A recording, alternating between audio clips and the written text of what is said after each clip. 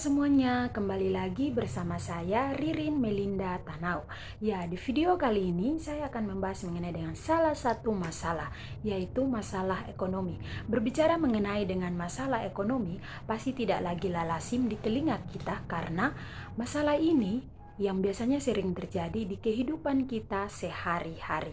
Teman-teman, di masyarakat sosial, ekonomi menjadi salah satu peran paling terpenting. Ya, karena peran paling terpenting tentunya masyarakat lebih mementingkan dan memikirkan ekonomi. Mengapa demikian? Karena bagi masyarakat sosial atau bagi mereka, tentunya ekonomi adalah hal yang paling terutama dibandingkan dengan pendidikan dan kesehatan. Ya, pada video kali ini saya akan membahas mengenai dengan teori sosial masalah ekonomi. Teman-teman, ekonomi menjadi salah satu faktor utama di dalam kehidupan masyarakat sosial. Tetapi masyarakat tidak melihat faktor-faktor yang mendukung pertumbuhan ekonomi di dalam lingkungan tersebut. Nah, pada video kali ini, kita akan bersama-sama mengulas permasalahan yang ditawarkan oleh Meli Getan. Ya, sebelum kita melangkah lebih jauh, pertama-tama saya akan menjelaskan tentang siapa sih Meli Getan itu. Ya, Meli Tan Giok Lan, ia adalah seorang sosiolog yang berlatar belakang Tionghoa. Menurut Meli Getan, kondisi sosial ekonomi dapat dilihat dari pekerjaan, pendidikan, kesehatan, dan pemenuhan kebutuhan hidup di dalam rumah tangga. Ya, berdasarkan hal ini, maka masyarakat sosial dapat digolongkan memiliki sosial ekonomi yang rendah, sedang, dan tinggi. Nah, teman-teman, biasanya yang sering kita temui di lingkungan sosial, masyarakat lebih mementingkan ekonomi. Dikarenakan ekonomi dapat memenuhi segala kebutuhan sehari-hari. Karena kebutuhan manusia yang tidak terbatas dan ketersediaan sumber daya yang terbatas. Teman-teman, dalam sosial ekonomi ada juga faktor yang menentukan perkembangan ekonomi. Di antaranya adalah tingkat pendidikan, jenis pekerjaan, pendapatan, kondisi lingkungan tinggal, kepemilikan, kekayaan, dan partisipasi dalam suatu komunitas.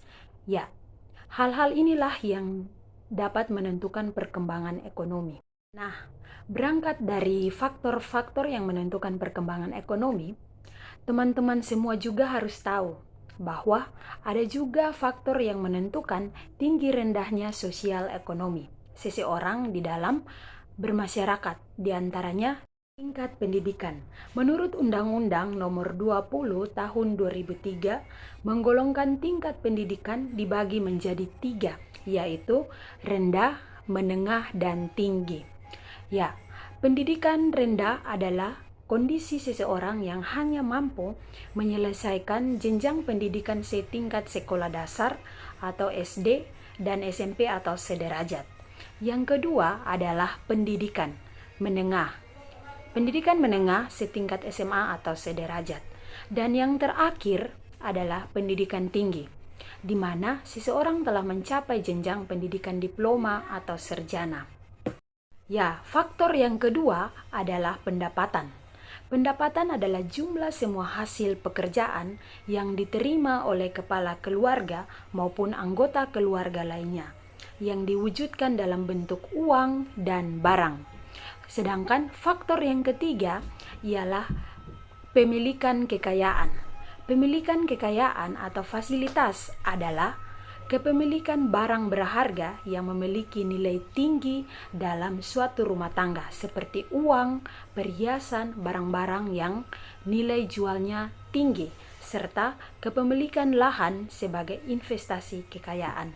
Faktor yang keempat, dan faktor ini juga adalah faktor yang terakhir, yaitu faktor tempat tinggal. Secara umum dapat diartikan sebagai tempat untuk berlindung atau bernaung dari pengaruh keadaan alam, dan juga sebagai tempat untuk beristirahat. Untuk dapat mengukur tingkat sosial seseorang dari rumahnya, dapat dilihat dari status rumah yang ditempati, kondisi fisik bangunan, dan besarnya rumah. Ya, demikianlah yang bisa saya sampaikan. Sampai jumpa di video selanjutnya. Jangan lupa like, komen, dan share sebanyak-banyaknya. Dadah!